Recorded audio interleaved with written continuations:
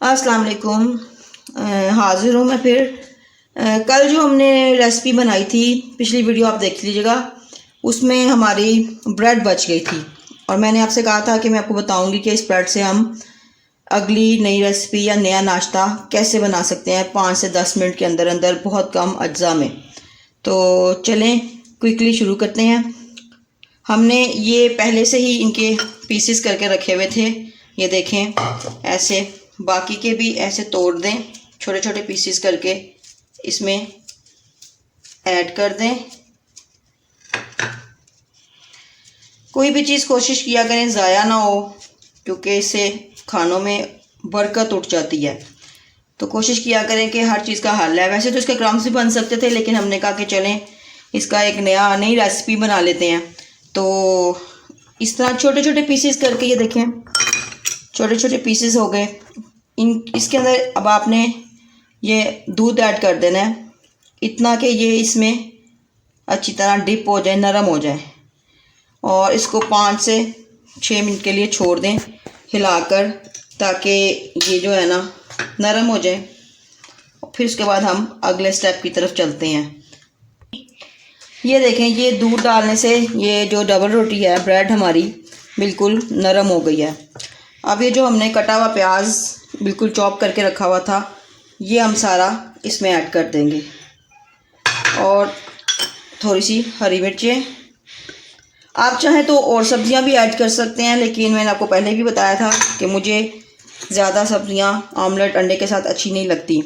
अब ये मसाले हैं, जिसमें ये थोड़ा सा अदरक और लहसुन का पाउडर है, थोड़ा सा सूखा धनिया, थोड़ा सा चाट मसाला, थोड़ा सा नमक और थोड़ी सी सुरख मिर्च। अपने टेस्ट के मुताबिक आप डाल सकते हैं। तो ये हमने इसमें ऐड कर दी। और ये अंडे 3 ले लें, 4 ले लें, जितनी आपको मिकदार पसंद है या जितना आपकी ब्रेड है। अगर थोड़ी है तो आप थोड़ी ले लें। मेरी ब्रेड थोड़ी ज़्यादा थी तो मैंने 3 अंडे लिए। ये मेरा बचा हुआ सामान था, जो मैंने पिछली वीडियोस में से ब्रेड बची थी उसी से बनाया है। लेकिन अगर आपको पसंद आए तो आप फ्रेश ब्रेड लेकर उससे भी बना सकते हैं। ऐसी कोई रूल नहीं है कोई ऐसा कि हमें बचा हुआ सामान ही है, होगा तो हम इसको बनाएंगे। तो ये हम अंडे भी इसमें ऐड करेंगे। अच्छी तरह इसको बीट कर लें। अब ये बीट किए हुए अंडे इसमें ऐड कर दें। अच्छी तरह सामान सारा निकालें, ज़ाया कुछ नहीं होना चाहिए। कुकिंग के दौरान लोग बहुत कुछ ज़ाया कर देते हैं, इसलिए इसको अच्छी तरह रिमूव करें।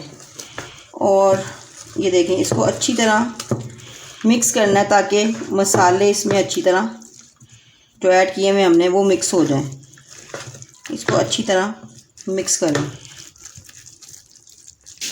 ये देखें, ये हमारा मिक्सचर तैयार हो गया।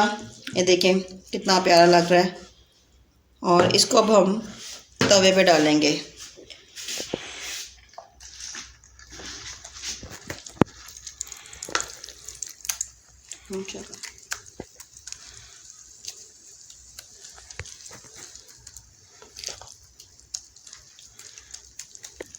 चाहे छोटी छोटी टिक्कियाँ बना लें या बड़ी बना लें, वो आपकी अपनी मर्ज़ी पर है कि सामान कितना है और कैसा है। ये देखें, ये इस पे पक रहा है और इसको थोड़ा टाइम लगेगा, क्योंकि आग को बिल्कुल हल्का रखना है हमने। आग तेज़ नहीं होनी चाहिए, क्योंकि ये जल जाएगा। क्योंकि थोड़ा सा थिक है, गाढ़ा है, तो गाढ़ी चीज़ को थोड़ा टाइम लगता है। मोटा बनेगा, थोड़ा सा ये मोटा होगा, जितनी ब्रेड होती है हमारी उतना ही मोटा होगा। आग का फ्लेम आपने चूल्हे का जो फ्लेम है वो लो रखना है, तेज़ नहीं होना चाहिए, ये याद रखना है।